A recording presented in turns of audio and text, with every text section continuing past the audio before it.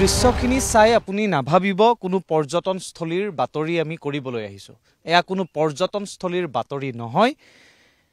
এয়া দেখুৱাইছো এখন গাঁৱৰ মানুহৰ দুৰ্দশাৰ ছবি। তেওঁলোকৰ যাতায়াতৰ একমাত্ৰ পথ এই নাৱৰে তেওঁলোকে এনেধৰণে নৈখন পাৰ হ'বলগীয়া হয়। ৰছী বান্ধি থোৱা আছে কাষত আৰু ৰছীৰ সহায়ত তেওঁলোকে এনেধৰণে আমি অহা খবৰ পোৱাৰ পাছত এনেকে ওলাই আহিছে। ডেকাৰ পৰা বুঢ়ালৈকে হাতত লাখুটি লৈ হ'লেও তেওঁলোকে সমস্যাৰ কথা ক'বলৈ এনেকে ওলাই আহিছে। এয়া চাওক, এখন গাঁৱৰ মানুহৰ এয়া হৈছে দুৰ্দশাৰ প্ৰতিচ্ছবি। উন্নয়নৰ গংগা বোৱাই দিয়াৰ সময়ত এয়া তেওঁলোকৰ যাতায়াতৰ কেনে দুৰাৱস্থা, এই ছবিয়ে তাৰ প্ৰমাণ। এয়া হৈছে ঢকুৱাখানাৰ দৃশ্য। ঢকুৱাখানাৰ এয়া চেলা চাৰিকৰীয়া নৈৰ পাৰ হৈ তেওঁলোক আহিছে এখন কছাৰী গাঁও, সোণোৱাল কছাৰী লোকসকল তাত কেইবাঘৰো মানুহ আছে, বহু মানুহ আছে। তেওঁলোকৰ একমাত্ৰ যাতায়াতৰ পথ হৈছে এয়াই। এনেধৰণে তেওঁলোকে অহা যোৱা কৰিবলগীয়া হয় গাঁৱলৈ। আপুনি কল্পনা কৰক, যদি কাৰোবাৰ যদি কিবা অসুখ বিসুখ হয় তেনেহ'লে এম্বুলেন্স যোৱাটো দূৰৰ কথা, এম্বুলেন্সলৈকে তেওঁলোকে কেনেকৈ ৰোগী লৈ আহিব। আজি স্বাধীনতাৰ পাছৰে পৰা তেওঁলোকে এই সমস্যাৰ সৈতে যুঁজি আছে। আজিলৈকে সমাধানৰ মুখ কিন্তু তেওঁলোকে দেখিবলৈ পোৱা নাই। আৰু তাৰ বাবেই এনেধৰণে হাতত লাখুটি লৈ হ'লেও তেওঁলোকে নিজৰ সমস্যাৰ বিষয়ে অৱগত কৰিবলৈ, ৰাইজক জনাবলৈ এনেধৰণে ওলাই আহিছে। আমি তেওঁলোকৰ পৰা মতামত ল'বলৈ চেষ্টা কৰিম। আপোনালোকে নাওতে থাকিব নে আহিব ইয়ালৈ? নাওতে থাকিব। হয়, মই প্ৰথম পৰিচয়টো আপোনাৰ জানি ল'ব বিচাৰিছোঁ। মই কি কৰি চালাৰাম কছাৰী গাঁৱৰ মই এজন ব্যক্তি। কওকচোন, আপোনাৰ সমস্যাটো আমি ছবি দেখুৱাইছোঁ, হয়তো কাৰোৱে বুজিব বাকী নাই কি সমস্যাৰে আপোনালোক যুঁজি আছে। যিসকলে নিজে ব্যক্তিগতভাৱে এই সমস্যা দেখা নাই বা পোৱা নাই বা শুনা নাই, তেওঁলোকে হয়তো নুবুজিব যে আপোনালোক কিমান দুখৰ মাজত আপোনালোক থাকিবলগীয়া হৈছে। আমি আৰু মানে আজি ব্ৰিটিছৰ দিনৰ পৰা আজি ইমান দিনে আমি মানে এই গাঁৱত আমি এনেকুৱা দুখ ভোগ ভোজি আমাৰ স্বাধীনতাৰ পাছতো আমাৰ যি কৰি শতিকা দিনতো আমি এনেকৈ মানে নাৱত টুলুঙা নাৱত পাৰ হৈ আমাৰ মৰণৰ হেৰিত মানে আমি আজি চলিবলগীয়া হৈছে। আজি স্কুল কলেজ মেডিকেল ইয়াতে আমাৰ মানে প্ৰসৱ হোৱাৰ কথা আছে, মানে উদাহৰণ আছে আৰু নাৱতে। আৰু আমাৰ ইয়াতে মানে এই নাৱত পাৰ হওঁতে মানে এজন মানে নাও ডুবি মৰাও মানে ইয়াত মানে উদাহৰণ আছে। গতিকেলৈ এনেবোৰ হৈ থকাৰ কাৰণে আমি ৰাইজে আজি 1 তাৰিখে মঙলবাৰে আমি ওলাই আহিছোঁ যে আমাৰ ইয়াত এখন চালাচাৰিকাৰ ওপৰত আমাৰ এখন দলং লাগে আৰু আমাৰ সমস্যা আছে আৰু বিভিন্ন সমস্যা আছে। আমাৰ ভেটেনাৰী এটা লাগে আৰু আমাৰ স্কুলত মাষ্টৰ নাই। এই ৰাস্তাৰ দুৰৱস্থাৰ কাৰণে মাষ্টৰ ইয়ালৈ নাহে। গতিকেলৈ নদী গৰাখহনীয়াই দেখিছে যিটো পথ আমাৰ এটা ঐতিহ্য মন্দিৰ আছে, সেই মন্দিৰটো আপোনাৰ যাবলৈ যে এটা পথ আছে, সেই পথটো 25 মিটাৰো নাই, খহনীয়াই লৈ যাব এতিয়া। কিন্তু চৰকাৰখন আমি বহুত আপত্তি জনাই আজি হেৰি কৰা নাই। গতিকে আমি খুব বুজাই এই পঞ্চায়ত নিৰ্বাচন ভোট বৰ্জন কৰিবৰ কাৰণে আমি ৰাইজে সিদ্ধান্ত লৈছোঁ। বৰ্জনৰ সিদ্ধান্ত লৈছোঁ। কি গাঁও পঞ্চায়তত পৰে এইটো? কেঁকুৰি গাঁও পঞ্চায়ত। আপোনালোকে এইবাৰ ভোট নিদিয়ে? নিদিওঁ। নোহোৱালৈকে আমি ভোট নিদিওঁ। আৰু আমাৰ চব নদীয়ে আমাৰ এই গাঁৱৰ নিউ অৱস্থা আপোনাৰ সেই চব গৈ আছে ভিতৰলৈ, বিকল্প নাই। আৰু এই ওলোৱা আমাৰ বিকল্প নাই। চক এইটো ৰাস্তাই আমি অহা যোৱা কৰিব লাগে, স্কুল ল'ৰা ছোৱালী কলেজ আৰু পশ হ'বলগীয়া গৰ্ভৱতী মাইকী সেই চাঙিয়ে আনি এই নাৱত উঠাই ইয়াত নিব লাগে। ইয়াত গাড়ী ব্যৱস্থা নাই। গতিকে আমাৰ এইবোৰ ইমান সমস্যা। কেনেবাকৈ যদি ইয়াত বান যদি আহিলে তেনেহ'লেতো যোগাযোগ বিচ্ছিন্ন আপোনালোকৰ বেছি হ'ব। আমাৰ ব্ৰহ্মপুত্ৰ আহে, ব্ৰহ্মপুত্ৰ মুঠাই ছিঙি একেবাৰে বিচ্ছিন্ন একদম। এই কথা ছাৰ মুঠতে আমাক মুঠতে এই গৰাখহনীয়া আৰু এই দলংখন আৰু স্কুল আমাৰ ছাত্ৰ মাষ্টৰবিলাক একেবাৰে নহা হ'লে আমি একেবাৰে বোবা হৈ আছোঁ আৰু এতিয়া গতিকেলৈ ছাৰহঁতে পঢ়া শুনা স্কুল কেনেকৈ কি কৰিছে এই মাৰণতে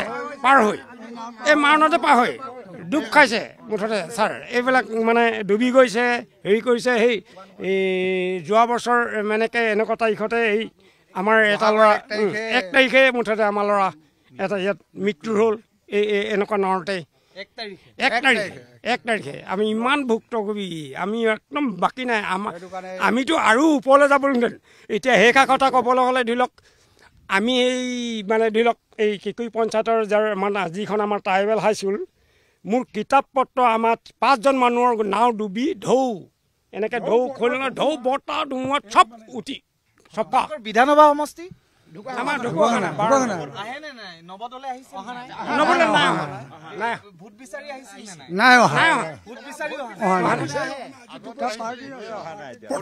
প্ৰথম বছৰ আহিলে ইয়াত ক'লে প্ৰথম বছৰ আহি ক'লে বোলে মই কথা দিছোঁ আপোনালোকৰ দলং হৈ যাব ৰাস্তা পদূলি হ'ব আপোনালোকে ভোট দিয়ক আমি 2 বছৰ সেইবছৰ জিকাই দিয়াৰ পাছত এতিয়া 2 বছৰ তেওঁ নহাকৈ ভোট লয় আমাৰ পৰা লৈ আজিলৈকে গাঁৱত পদাপন নকৰে কিমান ঘৰ মানুহ আছে আমাৰ 100 ঘৰ আছে 105 ঘৰ মান আছে 18 ঘৰ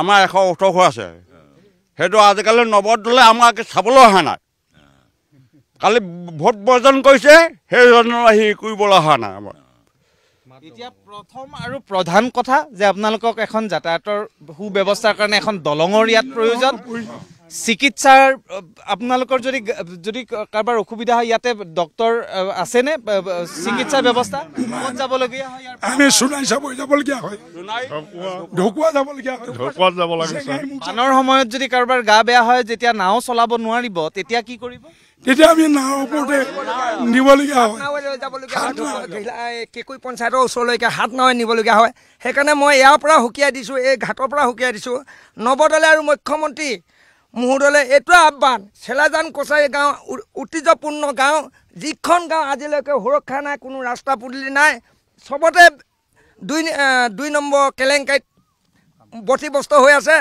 এই ব্যৱস্থাটো যেন তেওঁ ইনকুৱাৰী কৰি তেওঁ এই যে নৱদলেক সাৱধান বাণী শুনোৱাই ঘিলামৰা ব্লকত অলপ কেলেংকাৰী শুধৰণি কৰিবলৈ কাৰণে তেওঁক প্ৰতিটো আঁচনি কামতে কেলেংকাৰী আছে এতিয়া মইতো শুনিছোঁ যে ইয়াত এখন দলং চেংচন হোৱা বুলি শুনিছোঁ আপোনালোকে শুনিছেনে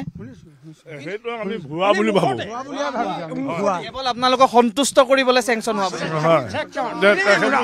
এইটো ভোট দলং বুলি ভাবিছোঁ আমাক সান্তনা দিবৰ কাৰণে ভোটটো ল'বৰ কাৰণে আমাক ওলাইছে বুলি ভাবিছোঁ আমি এইটো আজিলৈকে ইয়াত শিল এটা দেখা নাই কিবা এটা দেখা নাই মানে মোক জিকাই দিয়ক মই আপোনালোকক মানে এই ব্যৱস্থাৰ পৰা মুকলি কৰি দিম বুলি কৈছিল সেই নৱদলে আজি এই গাঁওখনলৈ নহা আৰু এই অঞ্চললৈ প্ৰায় কমকৈ আহিছে গতিকে তেনেকুৱা এজনৰ দুখতেই আমি ভোট বৰ্জন কৰিম বুলি এতিয়া মানে আপোনালোক এইটো চূড়ান্ত সিদ্ধান্ত লৈছে যে পঞ্চায়তৰ ভোট আপোনালোকে নিদিয়ে তাৰ জৰিয়তে আপোনালোকে প্ৰতিবাদ সাব্যস্ত কৰিছে একেবাৰে পঞ্চায়ত ইলেকশ্যনটো আমাৰ বন্ধ ছাৰ বন্ধ মুঠতে বন্ধ এইটো আইন বান্ধি ল'লোঁ ছাৰ একেবাৰে ভোট দিয়া নহ'ব মুঠতে সিমানে ছাৰ আৰু কৈ দিছোঁ আৰু গোটেই একে মাৰ বান্ধি ল'লোঁ আমাৰ ৰাইজে মইতো দেখিলোঁ যে যাতায়াতৰ কিমান অসুবিধা আপোনালোকে কিমান দুৰ্ভোগ ভুগিছে তাৰ বাহিৰেও চৰকাৰী সা সুবিধা চৰকাৰী আঁচনি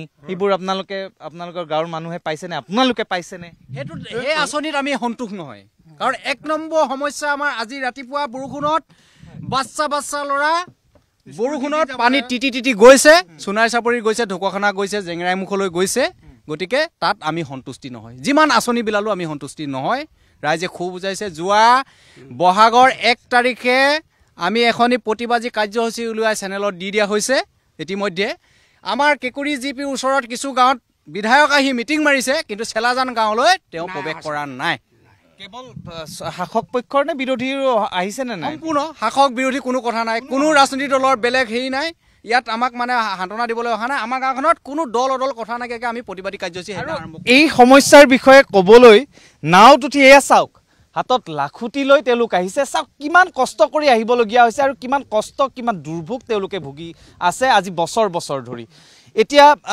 আপোনালোকে ভোট বৰ্জন কৰিলে, ভোট বৰ্জনৰ পাছত আপোনালোকে ভাবেনে যে আপোনালোকৰ কথা শুনিব, আপোনালোকৰ সমস্যা সমাধান হ'বগে? সেইটো ভাৱ নাই, কিন্তু আমি ভোট নিদিওঁ। আৰু তেওঁলোকে যদি আহি আমাক এইবিলাক জেগা জুগুলি চাই দলং লাগে, যদি দলং দিয়ে তেতিয়াহে আমি সুখী হ'ম। যেতিয়ালৈকে দলং নহ'ব আমি তেতিয়ালৈকে ভোট বৰ্জন হ'ব। আগন্তুক আমি বিধানসভাতো আমি মানে ভোট বৰ্জন কৰা সিদ্ধান্ত লৈ থৈছোঁ। এয়া ক্ষোভত তেওঁলোকে এই কথাখিনি কৈছে, কাৰণ ভোট তেওঁলোকে দিব, তেওঁলোকৰ উন্নয়ন হ'ব, কিন্তু তেওঁলোকে উন্নয়নৰ আশা বাদ দিছে। সেইকাৰণে তেওঁলোকে ভোট নিদিয়াৰ সিদ্ধান্ত লৈছে, কিয়নো এয়াই তাৰ প্ৰমাণ। নাৱত উঠি তেওঁলোকে নিজৰ ঘৰৰ পৰা এনেধৰণে ৰছী বান্ধি থোৱা আছে, মই পুনৰ দেখুৱাইছোঁ। এয়া চাওক, এয়া ৰছীৰ সহায়ত ৰছী ধৰি ধৰি নাৱত উঠি তেওঁলোক আহিবলগীয়া হয়, নৈ পাৰ হ'বলগীয়া হয়, ইয়াৰ পৰা উভতি যাবলগীয়া হয়। বাৰিষাৰ কথাটো বাদেই দিলোঁ, অসুখ বিসুখ হ'লে ইমাৰ্জেঞ্চিৰ সময়ত তেওঁলোকৰ বিকল্প কিন্তু একো নাই, এয়াই সাৰথি। গতিকে কিমান ভয়াৱহ, কিমান দুখজনক পৰিস্থিতিত এই লোকসকল আছে, এই দৃশ্যই তাৰ প্ৰমাণ। ভোট বৰ্জনৰ তেওঁলোকে সিদ্ধান্ত লৈছে, কিন্তু সেয়াই কোনো সমাধান উলিয়াই দিব নোৱাৰে। চৰকাৰে যেতিয়া ভাবিব যে এই মানুহখিনিক উদ্ধাৰৰ প্ৰয়োজন আছে, এই মানুহখিনিৰ সমস্যা দূৰ কৰাৰ প্ৰয়োজন আছে, তেতিয়াহে এওঁলোক সন্তুষ্ট হ'ব, এওঁলোকৰ দুখৰ কিছু হ'লেও অন্ত পৰিব। কাৰণ যথেষ্ট কাম হ'বলৈ বাকী আছে, কেৱল দলং হ'লে এওঁলোকৰ উন্নয়ন হৈ নাযায়। কিন্তু এটা প্ৰধান আৰু অন্যতম সমস্যা তেওঁলোকৰ দূৰ কৰিব পাৰে এখন দলঙেহে। তেতিয়ালৈকে এনেধৰণে তেওঁলোকে নাৱত উঠি নৈ পাৰ হৈ অহা যোৱা কৰি থাকিব লাগিব।